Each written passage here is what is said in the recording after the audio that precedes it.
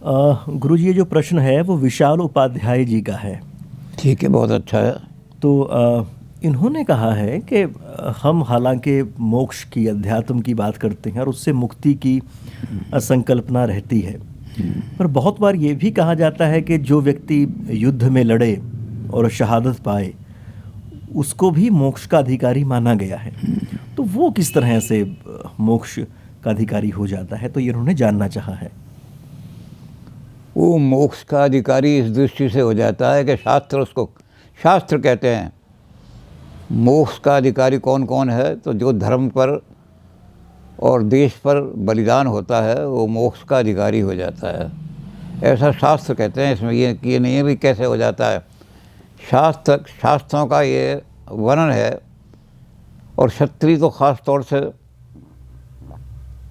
कृष्ण जी ने अर्जुन को कहा है, तू अगर जीत जाएगा तो सीधा हस्तिनापुर का राज तुझे मिल जाएगा, और अगर तू युद्ध में मारा गया तो तेरे लिए सीधे स्वर्ग के द्वार खुले हुए हैं। क्योंकि युद्ध में जो वीर गति प्राप्त करते हैं उनके लिए स्वर्ग के दरवाजे अपने आप खुले रहते हैं। तो ये शास्त्रों में ऐसा सब जगह वर्णन है शास्त्रों में कि जो आदमी अपनी युद्ध भूमि में अपने देश के लिए और अपने धर्म के लिए जो बढ़ता है वो सीधा मोक्ष का अधिकारी हो जाता है। इसमें ये पूछने का तो क्वेश्चन नहीं उठता, शास्त्रों पे संदेह करने का या शास्त्रों के ऊपर कोई ऐसा अविश्वास करने का कोई कारण ही नहीं है। जब शास्त्र कहते हैं कि जो भी बलिदान होगा वो मोक्ष का अधिकारी हो जाएगा, तो फिर उसमें संदेह क्या है। शास्त्र तो गलत हो नहीं सकते, या तो हम शास्त्र को कहें कि शास्त्र हमारे झूठे हैं, और अगर शास्त्र हमारे सच्चे हैं तो ऐसे ही होता है। ख़ास तौर से क्षत्रियों के लिए तो यही लिखा हुआ है, क्षत्रिय अगर कुत्ते की मौत मरता है तो सड़ता है तो नरकगामी होता है, उसकी उतनी पीढ़ियाँ नरकगामी हो जाती हैं। और अगर वो रणभूमि में मरता है क्षत्रिय तो मोक्ष का अधिकारी हो जाता है। कोई क्षत्रिय जो है वो घर में बनिए की दुकान करते हुए, तेल आटे की दुकान करते हुए, या और किसी चीज़ की दुकान करते हुए, पीतल के बर्तन की दुकान करते हुए या स्टील के बर्तनों की दुकान करते हुए कोई क्षत्रिय अगर कोई मरता है तो वो क्षत्रिय जो है वो मोक्ष का अधिकारी नहीं है। क्योंकि अपने क्षत्रिय धर्म को दूसरे अध्याय में 2 जगह कृष्ण ने, श्लोक नंबर 30 और श्लोक नंबर 31 दोनों ने लिखा है कि अर्जुन तू लड़ेगा, ज़रूर लड़ेगा, चाहे तू कितना इस समय पीछे खिंच रहा है, लेकिन तू ज़रूर लड़ेगा, क्योंकि तू क्षत्रिय है। और क्षत्रिय का धर्म ही लड़ना है, धर्म की रक्षा करना, उसके लिए लड़ना, बलिदान होना, यही क्षत्रिय का काम है, धर्म है उसका, क्षत्रिय का। तुलसीदास जी ने लिखा है, क्षत्रिय कुल और समर सकाना, कुल कलंक पामर्त ही जाना। क्षत्रिय का कुल, क्षत्रिय के घर में जन्म लेकर के और युद्ध में नहीं लड़ा, समर सकाना, समर से भाग गया, युद्ध से कहीं मुंह छुपा गया, तो उसके कुल में कहीं कलंक लगा हुआ है। वो क्षत्रिय की औलाद नहीं है, कुल कलंक है उसका, कुल कलंकित है। और पामर्त ही जाना, वो नीच है, उसको नीच मानना चाहिए ऐसे क्षत्रिय को, जो क्षत्रिय युद्ध में नहीं मरा। जिस समय सिकंदर ने हिंदुस्तान पे हमला किया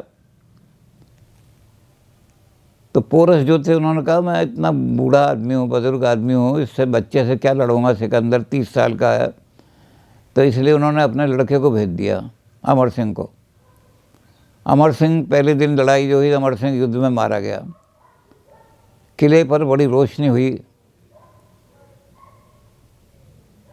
तो इस सिकंदर की फौजों ने कहा आज इनका जवान लड़का मारा गया और आज के लिए रोशनी हो रही है, क्या ऐसा क्या त्यौहार है कि ये टाल नहीं सके उसको त्यौहार को। तो उन्होंने जो रेक्सोना जो आई हुई थी छुपी हुई, जिसने सिकंदर ने जिससे वायदा किया था कि मैं लौट के आऊँगा तो तुझसे शादी करूँगा, यानी सिकंदर की महबूबा, वो वहाँ किले में गई। उसने कहा कि आज तुम्हारे यहाँ कोई बड़ा त्यौहार है। उन्होंने कहा हाँ जी, आज बहुत बड़ा त्यौहार है, आज हमारे अमर सिंह का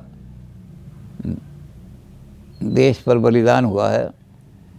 तो इसमें क्या है, उसने कहा क्षत्रानियाँ इसी दिन का इंतज़ार करती हैं। क्षत्रानियाँ सोचती हैं कि मेरी कोख से जिस बच्चे ने जन्म लिया है वो वीर गति को प्राप्त हो, देश पर या धर्म पर बलिदान हो। अगर उसे धर्म या देश पर बलिदान होने का मौका नहीं मिलता तो वो नीच बच्चा नरक में गामी होता है, क्योंकि उसको अच्छी मौत नहीं मिली।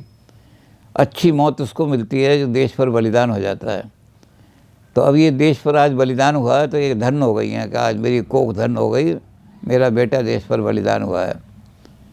तो उसने आके सिकंदर को कहा कि तुम हिंदुस्तान में नहीं जीत सकते, जहाँ स्त्रियाँ अपने बालकों को बलिदान होने पर भी और इतना रोशनियाँ करती हैं, ये क्षत्रियों का काम है कि युद्ध भूमि में। तो इसमें कोई संदेह की यूँ बात नहीं कि शास्त्र ऐसा कहते हैं कि धर्म पर और देश पर जो बलिदान होगा और नहीं होगा तो कुल कलंक। तुलसीदास जी कह रहे हैं कुल कलंक, इसका मतलब कुल में कलंक लगा हुआ है। जसवंत सिंह अफ़गानिस्तान को बहुत जीतने गए थे और जब वहाँ से लौट करके आ रहे तो जसवंत सिंह की पत्नी ने कहा लोगों को कि देखो ये झंडे जो आ रहे हैं, इतना घोड़ों का उड़े, कौन आ रहा है, अपना कोई हमारे देश पर आक्रमण कर रहा है। तो गए, उन्होंने कहा जी महाराज जसवंत सिंह वापस आ रहे हैं, झंडे झुके हुए हैं। तो उसकी पत्नी ने दरवाजे बंद करा दिए किले के। वो कहने लगी किले के अंदर नहीं घुस सकता। जो रणभूमि में पीठ दिखा करके आया है वो सच्चा क्षत्रिय नहीं हो सकता। मैं नहीं मानती उसको क्षत्रिय। मेरा तो भाग ही आज फूट गया कि गैर क्षत्रिय से मेरा विवाह हो गया। क्षत्रिय या तो रणभूमि में मर जाता है या जीत करके आता है, क्षत्रिय कभी पीठ नहीं दिखाता। जसवंत सिंह आए तो बहुत परेशान, किले के दरवाजे बंद सारे। तो अपनी माँ के पास मैसेज भेजा। माँ ने कहा कि मैं सास के रूप में तुम्हें आज्ञा देती हूँ कि वो मुझसे, जो मेरा बेटा आया है मुझसे मिलने के लिए, जिस दरवाजे से जहाँ मेरा कमरा है उधर का दरवाज़ा खुलवा दो। तो वो बड़ी दुखी हुई। उसने कहा कि आप कायर बेटे को गले से लगाओगी, कलंक हो लग जाएगा कुल में। कहने लगी नहीं बेटा है आखिर तो मेरा। तो उसने रानी ने दरवाज़ा खुलवा दिया और खुलवा के वो अंदर आए। अब वो कहने लगी जसवंत सिंह की माँ कि ये थका हुआ आया, बहू इनके लिए कुछ बना दो जिससे थकन दूर हो जाए। तो वो और भी चिढ़ गई। उसने कहा कि क्या चक्कर है ये। अपनी सास को भी दो चार उल्टी सीधी सुनाई, लेकिन सास कहने लगी बहू तो खींच गई वो बड़ी। और जा कर के जब हलवा बनाने के लिए बैठी तो कढ़ाई के अंदर करछे जोर जोर से मारने लगी। तो सास ने कहा अरे बहू, लोहे से लोहा बजते देख करके तो यहाँ से भागा है, ये भाग करके आया है, और तुम भी लोहे से लोहा बजा रही हो, अब कहाँ जाएगा भाग के ये। जसवंत सिंह को इतनी शर्म आई जो फ़ौरन वहाँ से उठ कर चल दिए। अफ़गानिस्तान को जीत के ही आए। फिर अफ़गानिस्तान को जीत के लौटे। उन्होंने कहा जीत करके लौटूंगा। तो हमारे यहाँ क्षत्रानियाँ जो हैं इस बात को मानती हैं कि युद्ध में जो बलिदान हो जाएगा वो स्वर्ग को जाएगा, और युद्ध में जो बलिदान नहीं हुआ वो नीच कहलाएगा। ये क्षत्रियों का है। लोक साहित्य में भी यही है। आप ये तो बड़े बड़े ऋषियों का साहित्य जो है, लेकिन लोक साहित्य में भी जहाँ अलग उदल गाई जाती है, 12 बरस तक कुत्ता जीव है, 20 बरस तक जीव है श्यार, 30 बरस तक क्षत्रिय जीव है, आगे जीने पे हितरा, 30 बरस तक युद्ध भूमि में मर जाना चाहिए क्षत्रिय को, देश पर या धर्म पर। और इससे ज़्यादा जो जीता है उसके जीने पर धिक्कार है, लानत है, कलंक है। तो ये क्षत्रियों के लिए हमारे यहाँ शास्त्र में लिखा हुआ है कि देश पर और धर्म पर बलिदान होने वाले के लिए स्वर्ग के द्वार अपने आप खुल जाते हैं, कुछ करने की ज़रूरत नहीं होती। तो शास्त्रों को हम झूठा नहीं मान सकते। शास्त्र हमारे ऐसा कहते हैं तो शास्त्रों की बात माननी चाहिए, और देश पर बलिदान होने के, धर्म पर बलिदान होने के लिए तैयार करना चाहिए बच्चों को। जी। और वैसे भी गुरुजी हमारे यहाँ पर जो धर्म का, जो अध्यात्म का जो रास्ता है, वो समाज के साथ जुड़कर उसमें अपने ड्यूटीज़ का पालन करते हुए है। बिल्कुल। उससे बच के निकलने को कायर ही कहा गया है, उसके लिए कहीं कोई जगह नहीं। कुल कलंक पांवर ते ही जाना, नीच, पामर माने नीच। तू तो कुल को कलंक लगाने वाला है और नीच है तू तो, तूने अपने कुल को कलंक लगा दिया।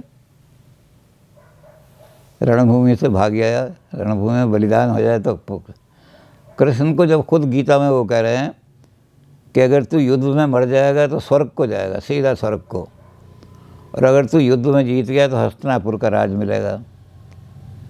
इसलिए उत्तुष्ट खड़ा हो जा युद्ध करने के लिए।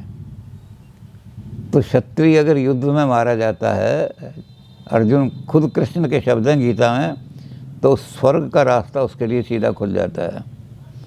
तो हम गीता को या तो गलत माने, कृष्ण की वाणी को गलत माने, या फिर इस पर संदेह ना करें।